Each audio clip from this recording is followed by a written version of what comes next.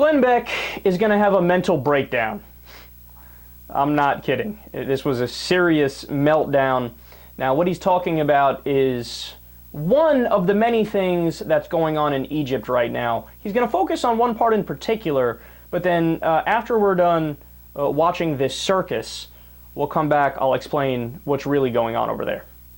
But it is the night of broken glass. It is the Nazis are here. They have finally walked through that door. When I was comparing people to Nazis in the Muslim Brotherhood, and everybody said, oh, no, they're not Nazis. Well, now you can see that they are. Now it is your choice to whether you see it or not, and God will not hold us blameless. When I was talking about this for the last few years, I was telling you these things were coming and saying God will not hold us blameless. You have to prepare for these things. I am telling you right now, they are happening. You can find the information. You can actually see the video. There is no excuse. No excuse will be accepted at the end of our lives. No excuse will be accepted. We all say never again. Well, it's happening right now. It is happening right now, and you will be held accountable for everything that you do. I know nobody wants to hear that, and nobody ever wants to hear a hell and brimstone, fire and brimstone kind of preacher, but I'm sorry. It is fire and brimstone that we all face if we turn our eyes from this and we do not stand. And I don't mean fire and brimstone just for all eternity. I mean fire and brimstone is coming because if you turn your eyes from the Coptic Christians now, if you turn your eyes, the next will be the Jews, and the next will be the Christians in Europe, and then after that they will happen here, they will happen in Canada, they will happen in South America, they will happen all around the world. If you have to unite on your hatred of what I've done, fine. Please, I'm begging you, stand together. Because the hour grows late. And if you don't wake up to the hatred soon, it will be too late to stand with anyone. Please help people see what's going on.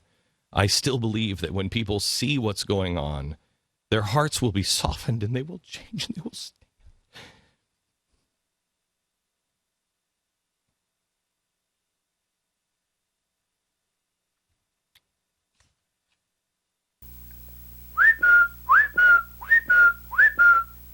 Is there any more debate?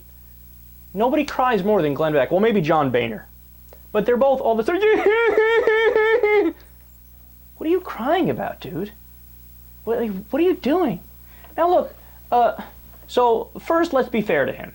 Now, specifically what he's referring to is that in Egypt there are Coptic Christians who have had their churches burned down. There's been violence committed against them.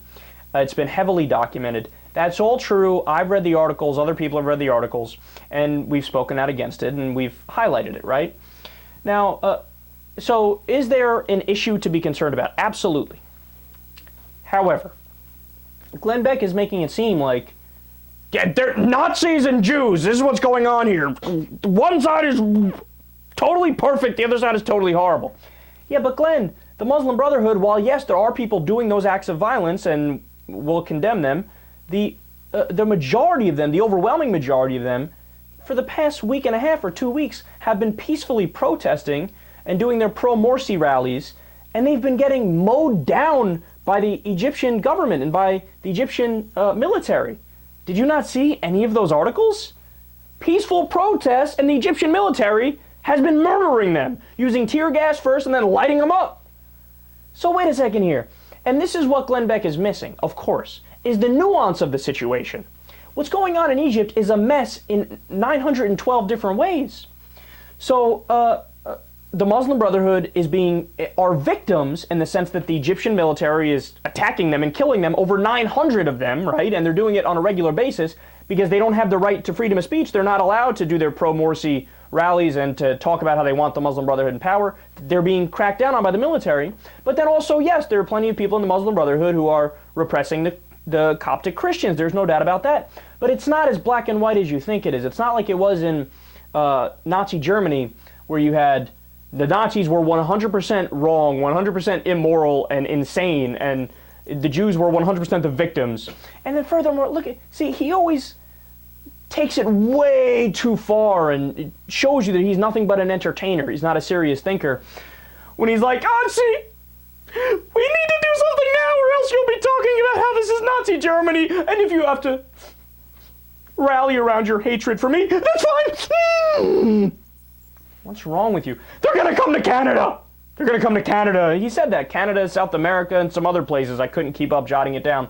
I mean, that's the same argument they use for communism, which never came true. Remember during Vietnam? If we don't fight them there, the communists will be knocking down your door in Nebraska.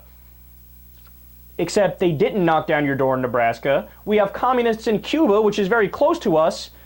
They haven't invaded Branson, Missouri yet. What are you talking about? They're not going to do it. It's not going to happen. But Glenn Beck, of course, he's crazy, so he sees these crazy parallels that nobody else realizes, and he takes it way over the top, and he has to end with the emotional crying nonsense.